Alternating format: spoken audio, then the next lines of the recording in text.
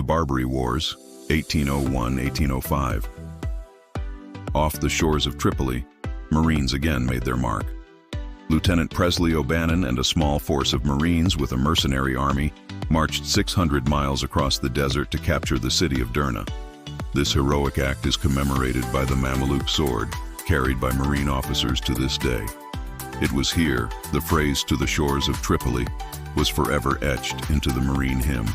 Amphibious assaults have long been a strategic advantage, allowing forces to project power and surprise the enemy by attacking from the sea. This capability enables rapid deployment and flexibility, crucial for capturing key coastal targets and disrupting enemy supply lines. The Marine Corps has perfected this tactic, making it a cornerstone of their operational strategy, as evidenced by their historic successes, from Nassau to modern-day conflicts. As warfare evolved, so did the tactics of the Marine Corps. During World War II, they refined their amphibious assault techniques with the island-hopping campaign in the Pacific, mastering the art of beach landings under fire. In the post-war era, the Marines adapted to new challenges by incorporating helicopter assaults and rapid deployment strategies, ensuring their continued relevance in conflicts such as Korea and Vietnam. Today, the Corps remains at the forefront of military innovation, integrating cyber warfare capabilities and advanced technology to maintain their edge in modern warfare. Cyber warfare has become a critical component of modern military strategy, allowing forces to disrupt enemy communications, gather intelligence, and disable critical infrastructure without engaging in traditional combat. The integration of cyber capabilities enables the Marine Corps to conduct operations more efficiently and effectively, ensuring they can adapt to the rapidly changing landscape of warfare. By leveraging advanced technology, the Marines can maintain a strategic advantage over adversaries.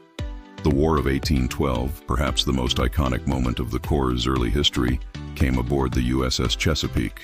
As the ship was being overwhelmed by HMS Shannon, the mortally wounded Captain James Lawrence uttered the famous order, "Don't give up the ship." It was the ship's Marine, Lieutenant William S. Cox, who was court-martialed for surrendering, a testament to the Marine ethos of fighting to the last.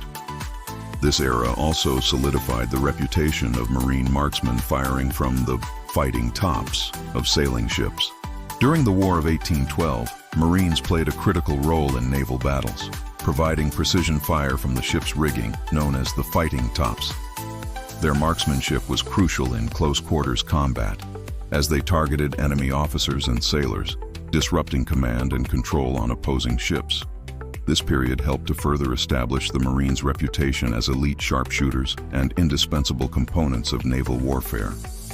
Their sharpshooting from the fighting tops not only disrupted enemy operations, but also bolstered the effectiveness of American naval forces.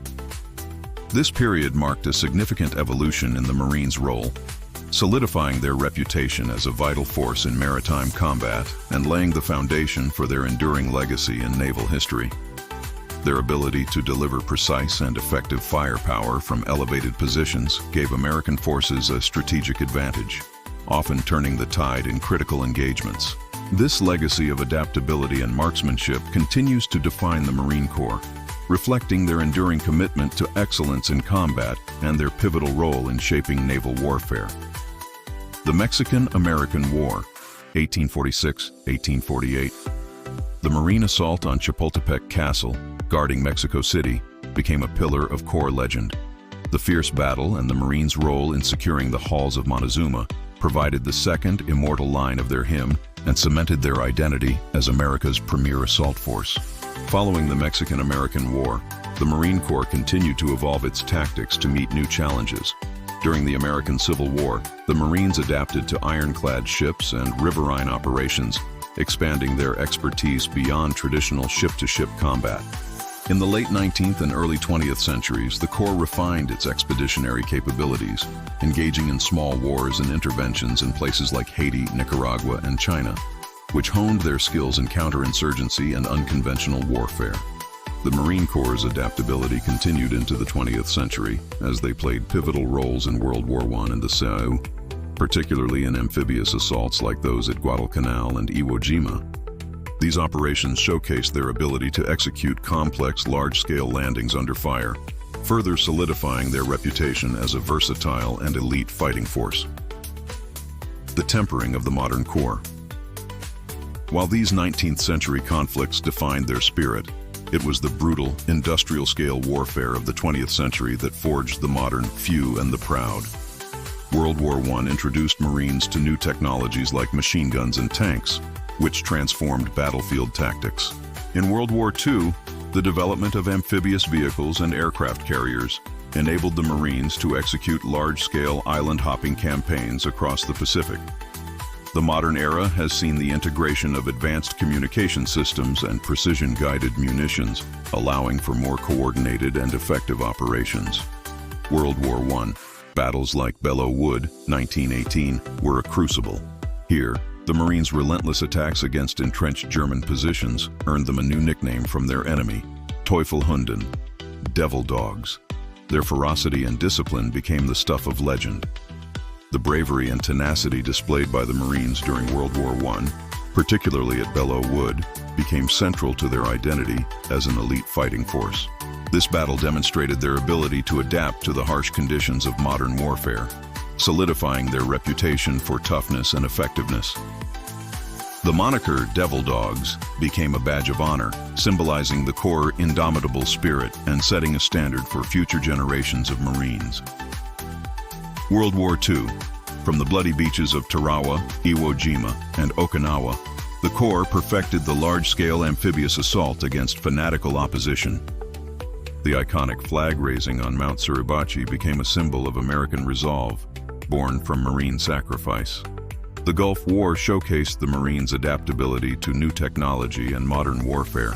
Advanced weaponry, such as precision-guided munitions and night vision equipment, allowed for effective operations in the challenging desert environment. The integration of these technologies demonstrated the Corps' ability to maintain its edge as a formidable fighting force in the modern era. Conclusion: forged, not made. Not. The U.S. Marine Corps was not created by a committee and then sent to fight. It was born in a tavern, baptized in a raid, and forged in the fires of countless battles. From the decks of revolutionary warships to the sands of the Pacific, each conflict added another layer of toughness, tradition, and honor to its identity. This history of being constantly tested and never found wanting is why the Marine Corps possesses such a powerful, distinct culture. This is what makes them the few, the proud. They were not just formed, they were truly forged in the fire, and they are proud of it. The Marine Corps' identity is rooted in their unwavering commitment to duty, honor, and perseverance. Each generation of Marines carries the legacy of those who came before, ensuring that their traditions and values endure. This unyielding spirit is what sets them apart, making them a symbol of strength and resilience.